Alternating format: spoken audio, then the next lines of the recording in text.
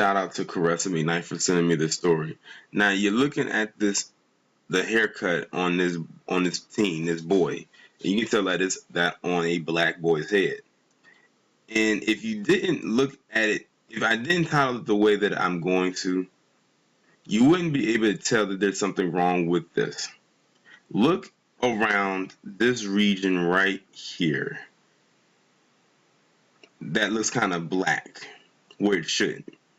That's not a bruise.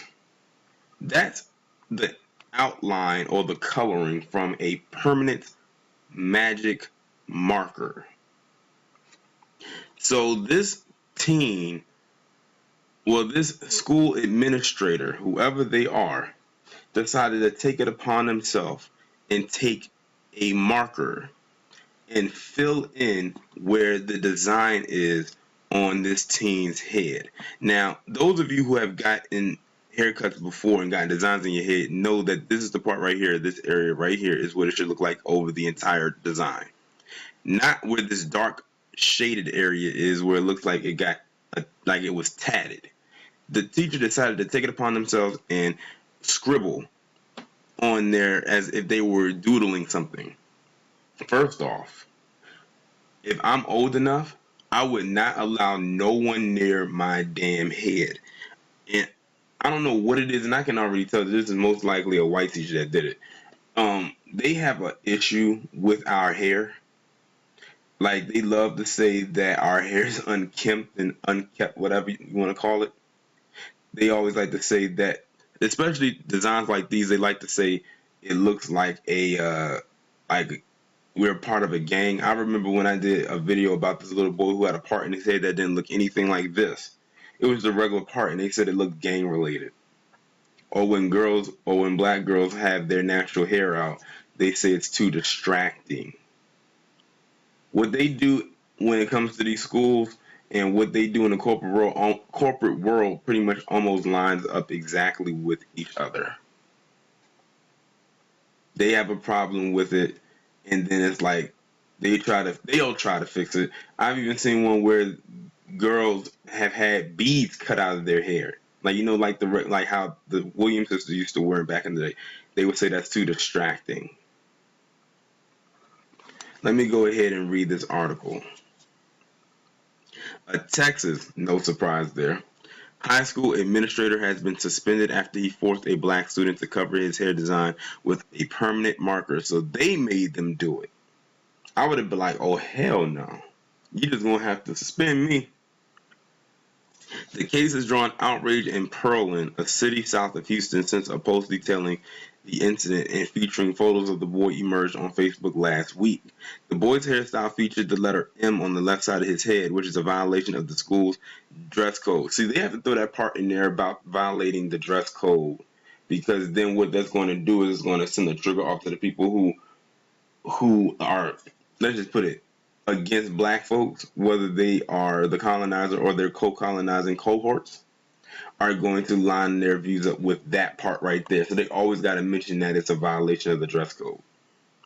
When he arrived at Barry Miller Junior High a day after getting the new haircut, an assistant principal gave him 3 options: notify his mother, face disciplinary action, or cover it with a marker. I would have took option 1 or 2.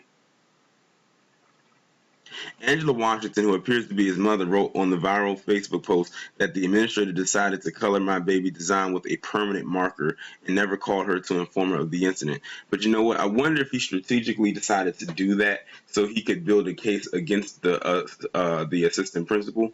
If he did do that, then that was actually smart on his part, because then he could actually bring up or try to build a case against him if that was the case. Washington could not immediately be reached for comment Thursday afternoon.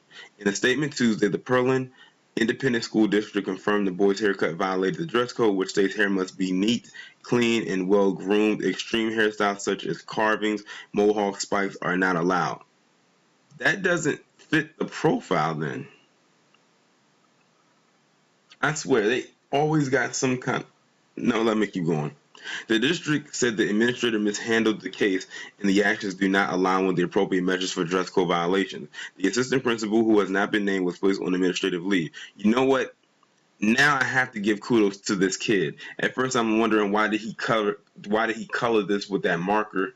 But like I said before, I think he strategically did it because he wanted to build a case against the principal by saying one of the options he gave me was to color it with a magic marker.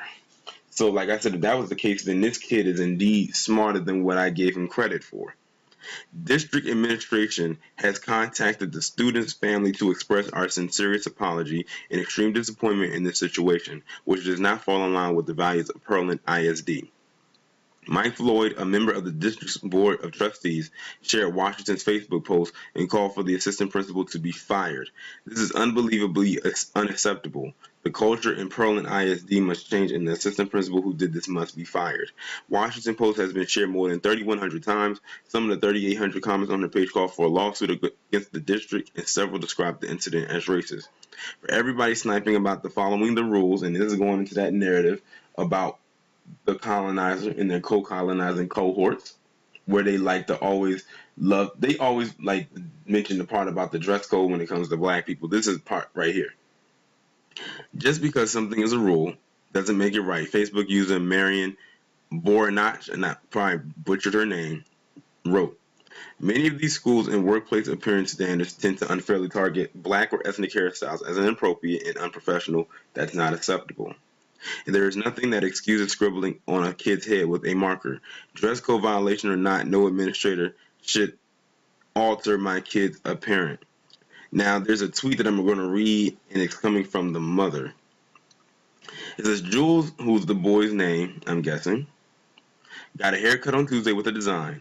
On Wednesday, the school assistant principal at Barry Miller Junior High told him that he was out of dress code with his designs and decided to color my baby's design with a permanent marker.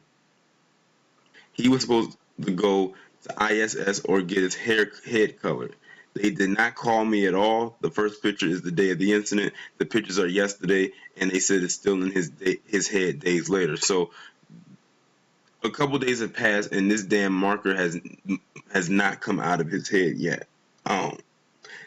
I'm not sure how you would get a magic marker or a permanent marker out of your head, but I'm sure that they'll find a way to do it. It'll probably take a couple of days for it to come out, but yeah.